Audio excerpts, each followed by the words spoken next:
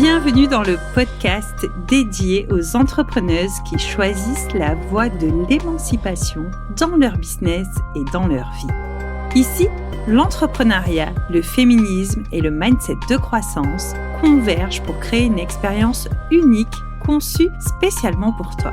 Ce podcast, anciennement connu sous le nom des magiciennes, se métamorphose pour incarner pleinement la puissance de l'émancipation féminine. Si tu es entrepreneuse, freelance ou indépendante, ce podcast est fait pour toi.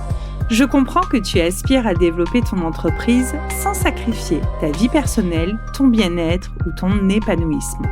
Nous explorons des thématiques variées pour nourrir ton esprit et propulser ton activité. Chaque épisode est conçu pour te rapprocher un peu plus de ton véritable potentiel. Ma mission, t'accompagner dans le développement d'une entreprise qui reflète ton essence, loin des normes patriarcales et consuméristes de notre société actuelle. Je crois en l'importance de prendre soin de soi, de sa famille, tout en bâtissant une entreprise florissante. Sois prête à redéfinir ton succès à ta manière. Libère ton potentiel, explore ton essence, c'est l'heure de l'émancipation féminine.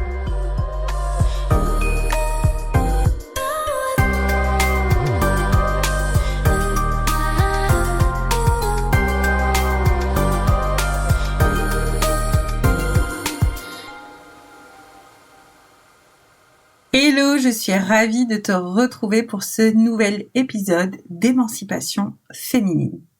Aujourd'hui, nous allons parler d'un sujet qui me tient vraiment à cœur, qui est la santé et l'entrepreneuriat. Les chiffres sont alarmants au niveau du burn-out chez les entrepreneurs. Actuellement, nous avons 4 millions d'indépendants et d'entrepreneurs en France. Et sur ces 4 millions, il y a 20% d'entre eux qui font actuellement ou qui ont fait un burn-out. Ça représente 800 000 personnes. C'est énorme. C'est énorme, ça fait flipper et c'est vraiment un enjeu de notre société, mais notre responsabilité aussi à nous, en tant qu'individus, mais pas que. C'est vraiment un enjeu de société, mais de faire attention à soi et de réfléchir à comment on a envie d'entreprendre. Ces dernières années, le modèle de l'entrepreneuriat, j'en ai déjà parlé sur ce podcast, ça a été la start-up, les investissements à fond, on y va vite, on doit croître très très vite, c'est vraiment le modèle de la start-up ça. Et on se crame et puis si ça va pas, niveau physique, niveau trésorerie, on revend et on passe à autre chose. Je pense pas que tu sois devenue entrepreneuse pour faire ce genre de choses. Et aujourd'hui, dans l'entrepreneuriat en ligne, il y a toujours cette idée de course en fait. Et les réseaux sociaux nous amènent vraiment à ça très très très très régulièrement. Pourquoi ? Parce que les réseaux nous font croire en fait tout le contraire de ce qu'est réellement l'entrepreneuriat. Non, tout le monde ne réussit pas dans l'entrepreneuriat, c'est une réalité. Il y a beaucoup d'échecs, il y a peu de personnes qui réussissent comme ça d'une façon spectaculaire. Par contre, il y a beaucoup de personnes aussi qui réussissent à leur niveau, à leur échelle, parce qu'elles se sont posées les bonnes questions. Et les réseaux, ils te font croire quoi ? Les réseaux sociaux, ils te font croire que tu dois aller toujours plus haut, toujours plus vite, tu dois toujours encore plus produire de contenu. C'est vraiment le reflet de notre société actuelle qui est une société complètement productiviste. Alors, en tant qu'entrepreneuse, qu'est-ce qu'on fait ? On investit dans les formations pour aller plus vite, pour être plus visible, pour avoir plus de clients. On investit aussi dans tout ce qui va être du matériel, des ordinateurs. Bref, on reste toujours à la surface des choses, mais à un moment donné, quand est-ce que tu investis dans ta santé, dans tout ça ? À quel moment tu investis dans ta santé et à quel moment le fait de ne pas investir dans ta santé, peut-être c'est ça qui ralentit aussi ta progression et que c'est ça qui fait que tu as moins de clients. Est-ce qu'on a envie d'être au contact d'une énergie qui est fatiguée, épuisée, qui est basse ? Je pense pas. Vraiment, je ne crois pas à ça.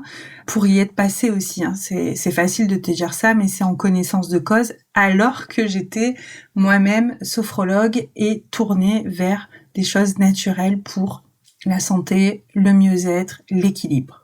Donc, à quel moment tu investis en ton mieux-être? À quel moment tu investis en toi concrètement?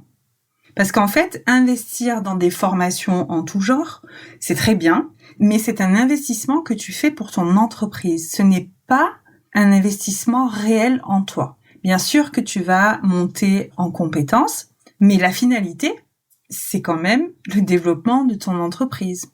Si tu te formes au marketing, si tu te formes à la vente, toi tu montes en compétences, mais la finalité, elle est pour ton entreprise. Investir sur sa santé, ça veut dire quoi finalement?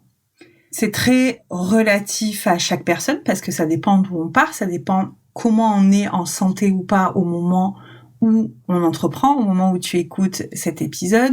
Voilà, on part pas du tout avec les mêmes bagages, mais pour parler de la santé, je vais reprendre ce que l'OMS, donc l'Organisation mondiale de la santé, dans la Constitution de 1948, a défini la santé comme étant un état complet de bien-être physique, mental et social qui ne consiste pas seulement en une absence de maladie ou d'infirmité.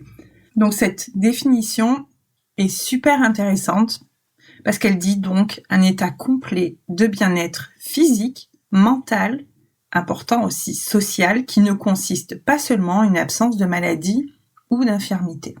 Donc par cette définition, on a mes 3 dimensions chouchou, c'est-à-dire le physique, le mental, le social. On est vraiment dans de la systémie, dans l'holistique, on prend l'être humain dans sa globalité. Je la trouve vraiment super cette définition. Elle est importante parce que ce n'est pas parce que je me ressens pas malade que je suis en pleine santé. Moi, ma conception elle est encore un peu plus holistique que ça. C'est-à-dire que moi je te considère dans ton entièreté et par rapport à la thérapie holistique, l'entièreté de l'être humain, il est plutôt sur 6 plans. Et ces 6 plans sont le physique, l'émotionnel, le mental, le spirituel, l'environnemental et le socio-culturel. Donc je ne sais pas dans l'OMS si le social englobe environnemental et socio-culturel. En tout cas, on n'avait pas tout ce qui était spirituel, émotionnel. Donc investir dans sa santé, ça veut dire quoi finalement? Comme dit le dicton, mieux vaut prévenir que guérir. Moi, je suis vraiment plutôt de cette team-là. On fait de la prévention. C'est quelque chose qui me tient à cœur. Je n'ai pas envie de voir des entrepreneuses se cramer, courir après des réussites qui peut-être ne sont pas les leurs en plus.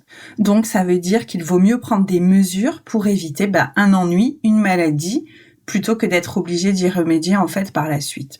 Parce que vraiment, je t'invite à cette question, cette réflexion.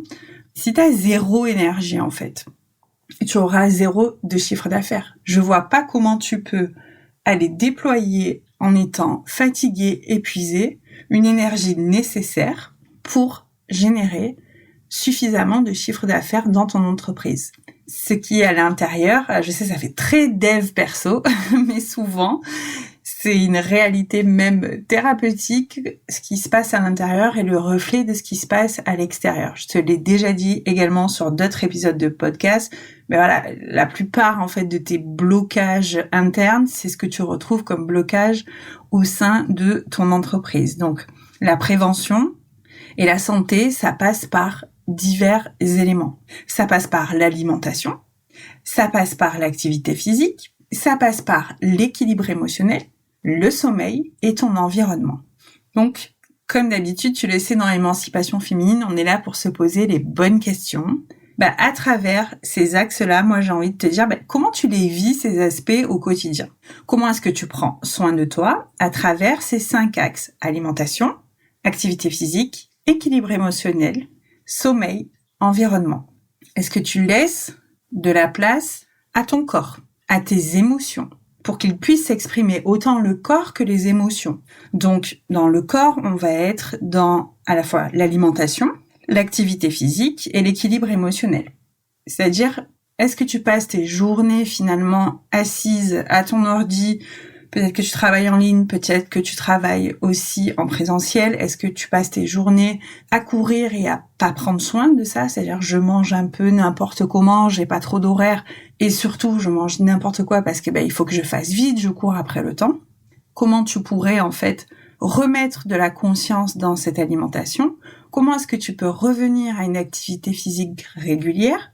Par exemple, peut-être que lorsque tu passes des coups de fil, tu peux marcher en fait.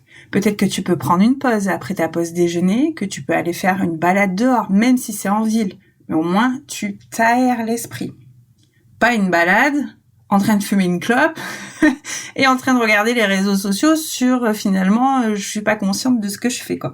Vraiment, remettre de la respiration dans ton quotidien. Je le dis toujours. Je le dis beaucoup aux personnes qui me suivent sur Instagram. Franchement, je le fais de plus en plus en story. Si t'as le temps de regarder cette story, en général, les stories, ça dure 1 minute. En fait, t'as le temps de lâcher ton portable et de revenir à ta respiration, à ton oxygénation. Si tu sens que tu as des blocages à ce niveau, sache que moi, je fais un accompagnement. Et l'accompagnement, il réouvrira ses portes en septembre prochain. Et justement, on s'occupe de tout ça. Mon accompagnement, c'est l'accompagnement Libération. Il ouvrira donc en septembre prochain. C'est un accompagnement sur mesure pour prendre soin de soi, pour lever les freins aussi qui te ralentissent dans ton quotidien d'entrepreneuse. Et pour ça, tu as le lien pour la liste d'attente dans les notes de cet épisode. Attention, par contre, j'ouvrirai seulement 6 places, uniquement 6 places, et je prendrai les personnes dans l'ordre d'arrivée sur la liste d'attente. Je te souhaite de prendre soin de ta santé, d'équilibrer tout ça au mieux. Encore une fois, si tu as besoin d'aide, je suis là pour toi, et je te dis à dans 15 jours. Bye bye! Si tu es arrivé jusqu'ici, c'est certainement que cet épisode t'a bien plu et je t'en remercie. Tu peux soutenir mon travail en partageant un ou plusieurs épisodes à une entrepreneuse qui aurait intérêt à découvrir ces échanges. Tu peux rester en contact avec moi en t'abonnant à ma page Instagram Madame Flow Coaching. Tu peux également t'inscrire à la newsletter Slow and Flow. C'est une newsletter mensuelle où on parle slowpreneuriat, féminisme et santé mentale. Je te dis à dans 15 jours pour un nouvel épisode. D'ici là, prends soin de toi et continue de bâtir une entreprise où tu te mets au cœur de ton projet et où ta réussite est toute personnelle. Je crois en toi. À très vite.